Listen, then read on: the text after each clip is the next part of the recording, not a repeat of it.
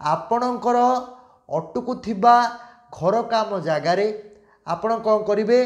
चारिपटे तुलसी गछ लगे निकटस्थ एरिया रे बा निकटस्थ अंचल गोमाता मानक आनी सेठी गोचारण करेंगे से नित्य नैमित्तिक क्रिया इत्यादि करेंगे तासह मासकू प्रति संक्रांति दिन सुंदराकांड पारायण कराइबे तासह अभिज्ञ पंडित मानक द्वारा वास्तु शांति हवन कराई चंडी पाठ कराइबे। आपण घर करुचंती कि आपण घरटी अधा बाटर अटकुछि कि घर कथा भाबिला बेलू कौन ना कौन प्रकार कथाटी अटकी जाउछि कि एमिति अनेक समस्या घर को नहीं बहुत लोकों को उपजे। तो आजिर ए एपिसोड रे आपण माने जानिबे अटकी जाउथिबा घर भित्तिक काम जदि आपणक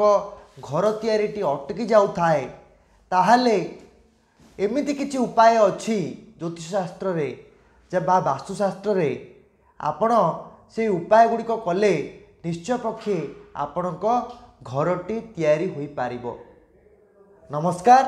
मु ज्योतिर्विद दीपक कुमार दास आपण को स्वागत करुछि आजिर ए सुंदर एपिसोड को। आपण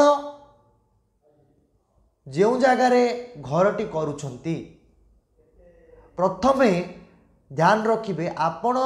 जो जगार घरटी करुछंती से जगह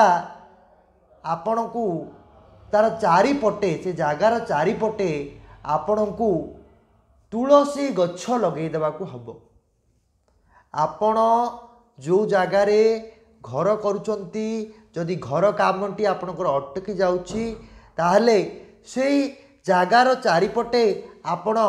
तुलसी गछ लगे देबे एवं से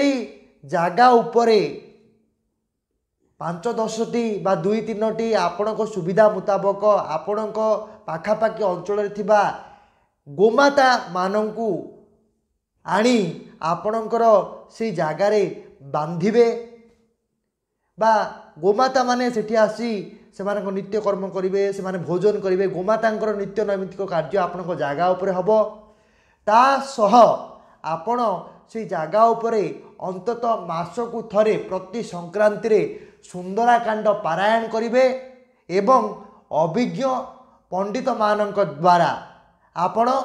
वास्तु शांति हवन कराइबे। मु पुणी थरे दोहराउछि आपणकर अटकुवा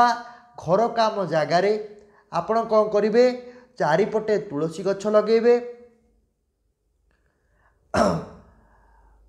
निकटस्थ एरिया रे बा निकटस्थ अंचल रे थिबा गोमाता मानक आनी सेठी गोचारण करेंगे से नित्य नैमित्तिक क्रिया इत्यादि करेंगे तासह मासकू प्रति संक्रांति दिन सुंदराकांड पारायण कराइबे तासह अभिज्ञ पंडित मानक द्वारा वास्तु शांति हवन कराई चंडी पाठ कराइबे। एपरी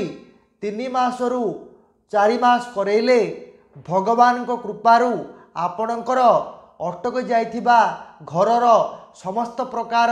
नकारात्मक भाव बा नकारात्मक ऊर्जा नष्ट होई आपणक विभु कृपारू घरटी सुंदर भावरे तैयारी होई पारिबो। जय जगन्नाथ रहिली।